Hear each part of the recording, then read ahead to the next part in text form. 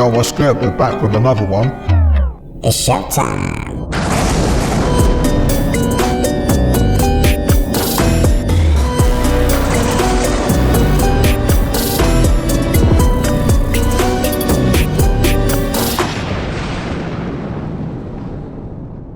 A guide to the mysterious and creepy town of East Grinstead. On the surface, East Grinstead is just another bland town in Sussex, but it does have some incredibly creepy residents. On the outskirts is St Hill Manor, which is a major headquarters for Scientology and used to be the global headquarters and L. Ron Hubbard's home. Rumour has it that Tom Cruise actually used a wing of St Hill Manor to isolate during the first 3 months of lockdown. But it gets weirder still. A major temple for the Mormons and a little village for them all to live in is also in East Grinstead. And it gets weirder than that. Wickenden Manor, just up the road, is used by mysterious Catholic sect Opus Dei. All you need to know about these chaps is they crop up in Dan Brown novels. The Rosicrucian Order have their global HQ just outside East Grinstead and apparently guard a body of secrets integral to the universe. I'm not sure how true this is, but I'm pretty sure their leader is in the same WhatsApp group as the Masons and the Illuminati. There is also supposed to be ancient henges in the woodland surrounding East Grinstead where pagans and druids perform rituals. Picked off if you think I'm going to try and get footage of any of that. And the Jehovah's Witnesses also have a large presence here, but let's be honest, how boring are they compared to all the others? What the fuck's going on in this town? A lot of crazy shit, bro. This quiet British town is completely overrun by cults and fringe religions. It's got alien exorcisms, secret midnight rituals, and believers who hurt themselves for God. Today I'm going deep inside as many as I can, from Scientology to a Mormon temple to a forest where people worship naked under the moon. We're even having a pint with a real-life Freemason. Are there secret handshakes? Oh, yes. I just got frightened because I was seeing dead people. You can see there, it's just normal British houses. You come into this road, and all the houses here are Steiner-inspired ones. So welcome to East Grinstead. Our first stop is Wickenden Manor, home of Opus Dei. Hidden down a secret lane is a place called Wickenden Manor, which hides one of Catholicism's most secret organisations. Some members still whip themselves, or wear metal chains around their thighs, or sleep in hair shirts, all to stay pure for God. Opus Dei officially says these acts are voluntary, they're down to personal preference, and you don't have to do any of it if you don't want to. It was featured in the Da Vinci Code, which has given it a bad reputation. Albino monks whipping themselves with dark oaths in crypt churches. Standing here, you can see why the myth survives today. It's too perfect, it's too quiet. We're gonna have a quick drive and look at the place itself now. No signage or whatever to suggest it is what it is here. It's a beautiful house. Imagine Downton Abbey if they all just whipped each other. Wow. These guys are crazy, bro. It's nice, but creepy. I want to turn around and get out fast. They probably didn't make it out, bro. Of course they did. They posted the bloody video. So Opus Dei, founded by Jose Maria Escriva in 1928, and the rumor on the street is that Opus Dei actually bailed out the Vatican Bank for $250 million in 1985. Apparently, the Vatican Bank has had a lot of history of dealings with the Italian mafia financier. It's been alleged that Opus Dei was founded basically as a form of Christian Masonry with aims to covertly dominate the world. Other controversies include, get ready for these, mortification of the flesh, sexual abuse, recruitment of teenagers, elitism, misogyny, cult-like recruiting practices, high control of members and isolation, secrecy, being a Catholic version of Freemasonry, having too much independence from the Catholic Church, illicit use of psychiatric drugs in its central headquarters, and supporting the authoritarian or right-wing governments. Mortification of the flesh, according to Opus Dei, includes three main forms. One is sleeping on planks instead of a mattress if you are a childless woman, wearing circular chain cilices with dull points around the thighs that cause pain but no bleeding for 2 hours a day, and self-flagellating while praying once a day. They're all Satanists, bro. Remember, this is for entertainment purposes only. Opus Dei has one goal: to bring about a theocratic world order. Not through prayers, but through policy. One of their hubs? The Catholic Information Center in Washington, D.C., just a stone's throw away from the White House. That's where Leonard Leo spent years growing his network. That's where Supreme Court justices were groomed. That's where seeds of Project 2025 were planted. And who supports it? Clerics tied to Opus Dei, lawyers, judges, donors, all united by a vision of Christian dominion. Justice Scalia, a regular at the Catholic Information Center. So was Bill Barr. Mike Pence even orbited in that circle. It's not a conspiracy, it's a real-world strategy. They fund legal fellowships, they train clerks, they run high-level seminars for judges, all while preaching religious liberty. But their version of liberty means rolling back your rights. They're building something. Slowly, carefully. Not with ballots, but with judges. Not with transparency, but with think tanks, donor networks, and closed-door influence. This is not just religion, this is political warfare, cloaked in holiness. They want world domination, bro.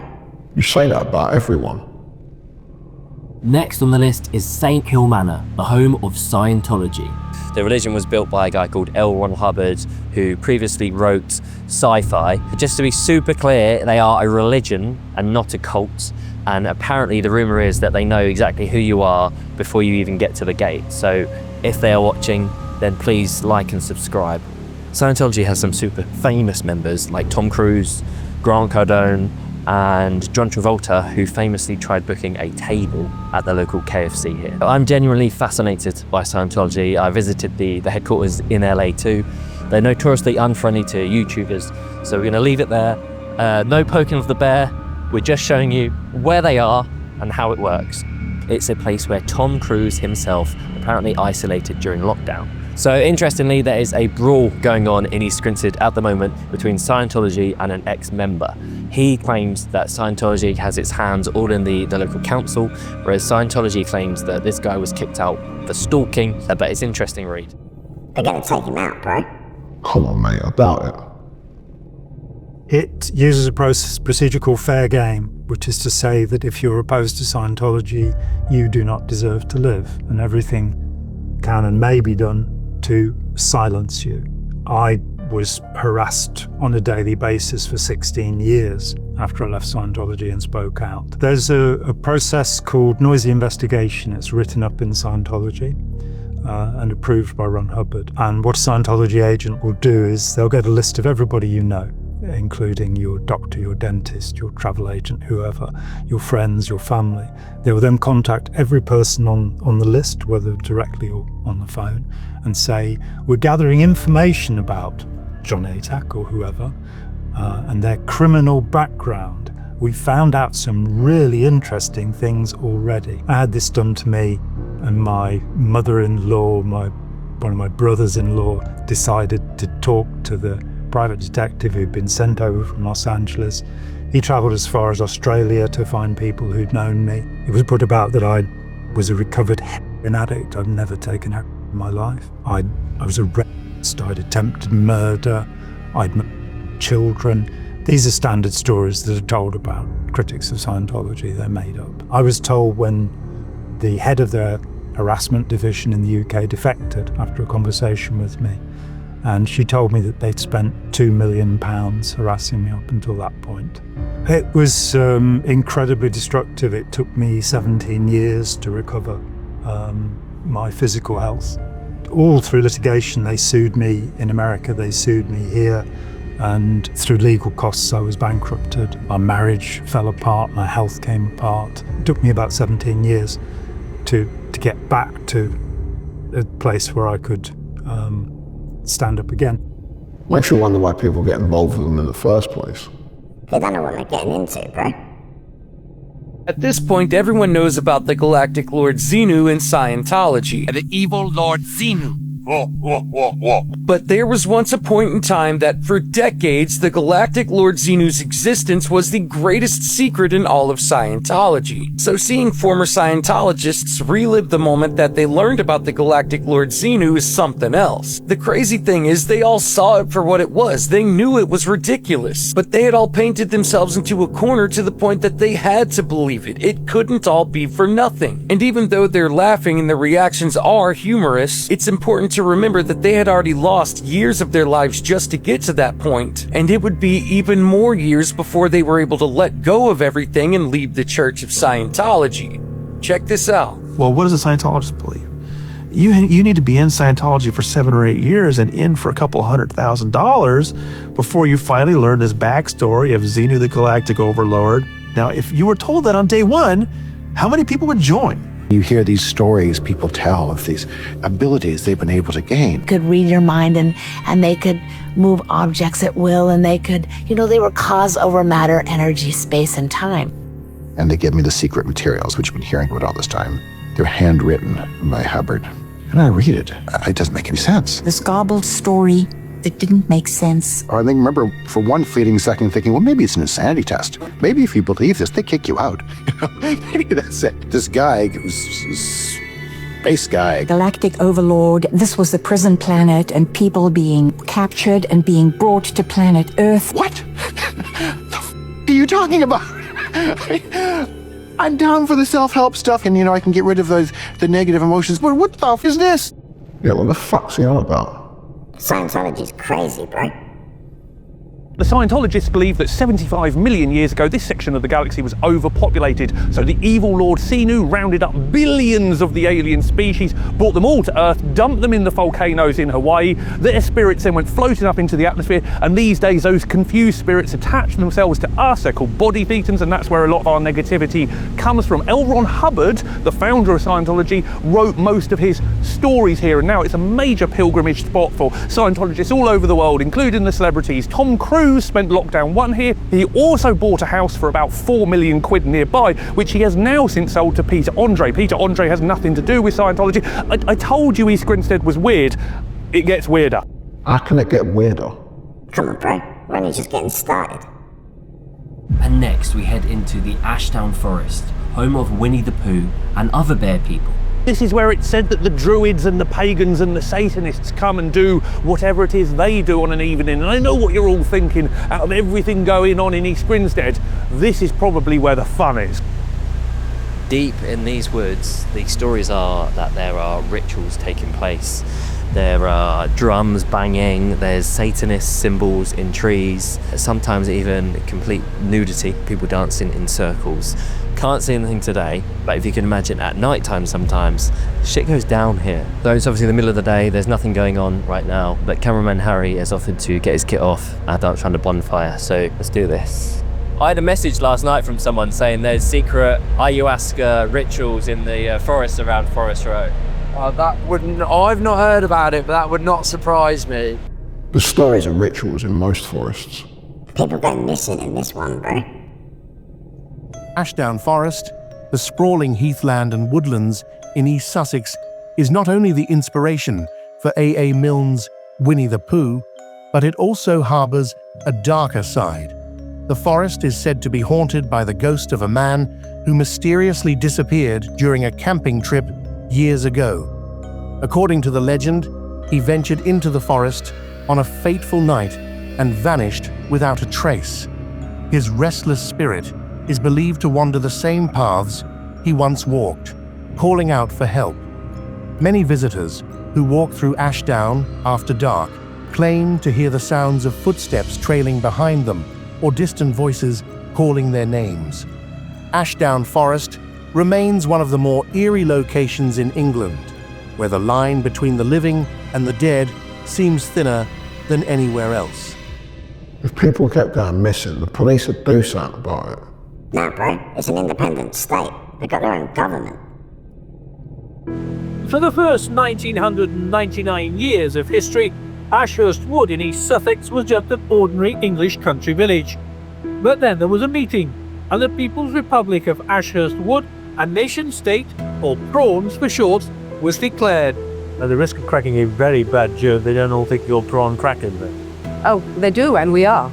In fact, it's a prerequisite that we are crackers.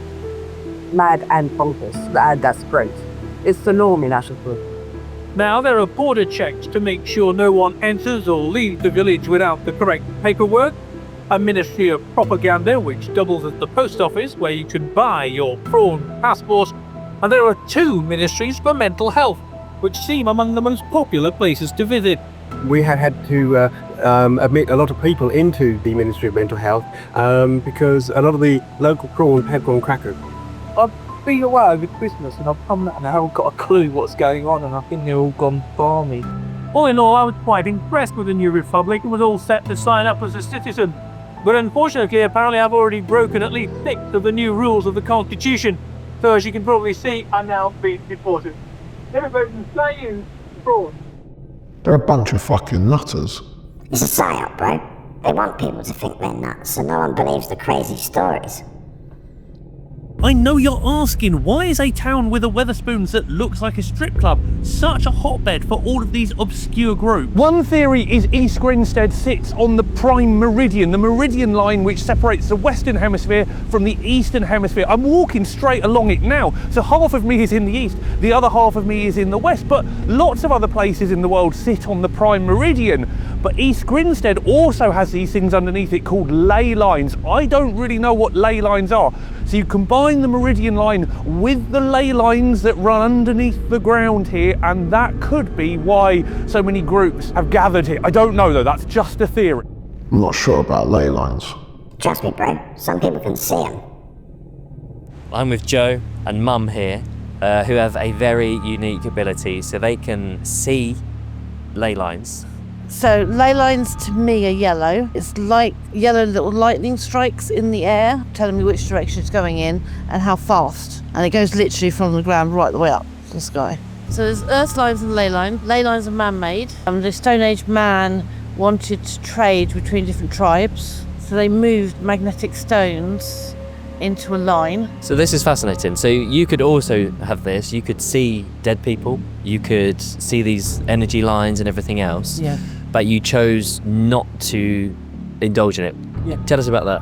I just got frightened because I was seeing dead people and I didn't realise what they were, but they were not normal. And I just thought it was me sort of conjuring them up. So how do you turn that off then? I turned my back and said, go away, I don't want anything more to do with any of you. And, they left me. So the ley line comes through from in front of the church, goes through here, goes through this hedge, and the earth line comes from that way and comes through here. And you're seeing both right now? Yeah. And this So this one's yellow. At the moment it's going very slowly that way, but soon it will swap round. Whereabouts, like here? Is it big? Is it thick? Is it? It's about, ley line's about that big. Right. Earth line's a bit narrower. So you're right in the middle of it now? Yeah. It's incredible. Leave it up, mate. Trust me, bro. They're legit. Did you know that all ancient sites are connected with one another? What about ley lines? The ley lines are energetic, magnetic, spiritual, and very powerful, and they run all over the earth. And by doing so, they weirdly enough connect a lot of ancient sites with one another. They were rediscovered again in 1846. Reverend Edward Duke noted that ancient sacred sites align with prehistoric monuments as well as churches. Now we know it's common practice that churches are built on something older, so whether or not the people in the Middle Ages were aware of the ley lines is up for debate. And we do use ancient lines like longitude and latitude, which were developed by the ancient Greeks. Or way earlier than that, since most of the Greek knowledge comes from the Babylonians and Egyptians and Sumerians, and they say that they got the knowledge from the gods. So where does that leave us? Nowadays, we rediscovered that sacred geometry can be found everywhere in nature. So, is it that outrageous to say that there's a sacred geometrical pattern that goes across our entire planet? So to me, the question more so becomes, why did the ancients do it? We gotta do an episode on ley lines, bro. Yeah, let us know in the comments what subjects you guys want to see us do next. The Steiner schools are about freedom and individual destiny in life. Yeah, no, it's just like an alternative learning, which I think is pretty cool in some ways. Like, I think kids need to be doing more outdoorsy learning and all that kind of stuff. Is dancing quite a big part of it? Eurythmy. Yeah, they do a thing called eurythmy, which I think is like, you know how when you do your GCSEs, you've got to do like maths, English, and what like the key ones. Eurythmy is like this dancing thing, and I'm pretty sure it is a GCSE.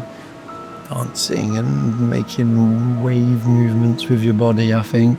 They do this eurythmic performance and they tell the story, and the 9-year-olds are like, they're the river or they're the trees, or the older pupils are the actual protagonists, the characters. And it's a blend of dance and acting, and drama they do is as good as something you could see in the West End. So we're a couple of streets away now. You can see there, it's just normal British houses.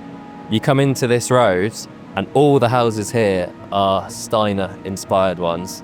They look like futuristic, like cyberpunky. They're pretty groovy looking. The roofs are made of copper. Yeah, copper roofs. So you'll see them when they have to get the roofs redone, they'll be like really shiny, all the colour of copper, like gold, bronzy. Used to stop lasers, bro. Oh, fuck's sake, come on, Ted. The scores didn't sound that bad. Nah, bro, Steiner was fucked up. So the man, Steiner, basically developed Waldorf education back when he was alive in the early 1900s to educate the children of workers in the Waldorf cigarette factory, and kind of just got free rein to develop this curriculum. He felt that he was a clairvoyant and had this way of interacting with these other realms, and believed in basically like a racial hierarchy in a different way than, for example, the Nazis believed in a racial hierarchy, but not that different, not different enough. He thought humans went through different levels of spiritual evolution, and that some races were effectively left over from the previous evolution of humanity. And if we wanted to move on to the next version of humanity, there needed to be this like purity retained within the Aryan race. Yikes. Well, that ruined that. Yeah, bro, the whole town's nuts. Next, it's home to the Rosicrucians, who were in East Grinstead and have since moved 20 minutes away. They mix Bible verses, Egyptian magic, psychic powers, and out-of-body travel. The person who founded it is rumoured to not even exist, and nobody from the outside ever gets a look in. I think the Rosicrucians are fascinating.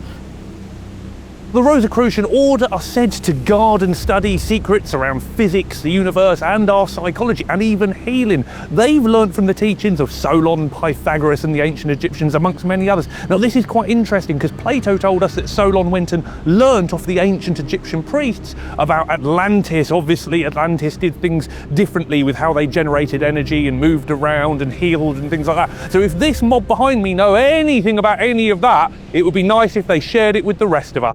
These guys sound interesting. They're part of the Freemasons, bro. Have you ever wondered why we exist? A secret society called the Rosicrucians claim to have the answer in something called the Great Chain of Being. They believe that our souls are on an eternal journey, evolving and growing through countless lives.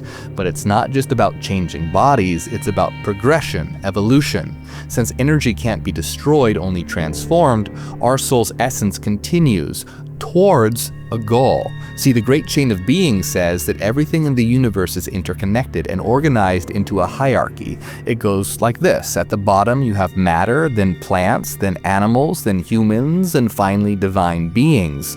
According to the Rosicrucians, each level has its own level of consciousness and spirit.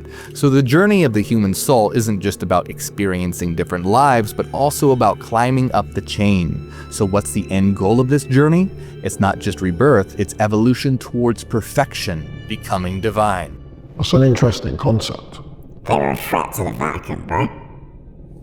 The core of the Rosicrucian tradition, this is why it was not accepted by the Catholic Church and things like this. The core of it was that you don't go through any external human being or physical institution to connect a spirit. You connect a spirit directly up your own energy column. You connect to higher worlds, higher beings, spiritual inspiration. You don't have to go through an intermediary. Hard to make money if you don't have an intermediary.